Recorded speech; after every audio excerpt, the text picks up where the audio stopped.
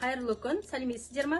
Бүгін 143 мектеп жылыжайында біз өсімдіктердің жақсы өсуі үшін қолданылатын тыңайтқыштарға тоқталамыз. Әдетте топырақта өсімдіктің жақсы өсуі үшін қоректік заттар бар, бірақ өсімдіктің жақсы өсіп жетілуі үшін, мол өнім беру үшін жеке элементтер жеткіліксіз.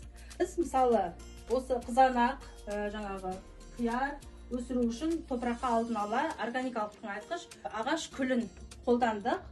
Ол ағаш күлінде 30-ға жуық элементтер бар. Мыс, мырыш, калий, марганец сияқты тыңайтқыштардың элементтері бар. Біздің жылыжайда қолданылатын тыңайтқыштарды айта кететін болсам, олар гумин, нитроамофос, аммоний нитраты, кальцит және де басқа тыңайтқыштар қолданылады. Нитроамофосқа тоқталатын болсам, ол тұқым отырғызбастан бұрын қолданылады және өсімдіктің өмірлік белсенділігін қамтамасыз етіп отырады. Ал аммоний нитраты ол тұқым отырғызғаннан кейін қолданылып бастайды.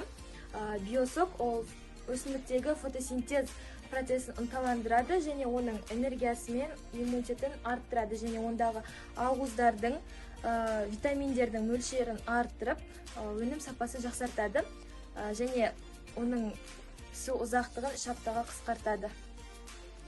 Тыңайтқыштар қияр, қызылшаға және де бұрыштарға қолданылады. Болашақта жақсы өсімдіктер мен көкөністер алу үшін біз аз мөлшерде қолданамыз.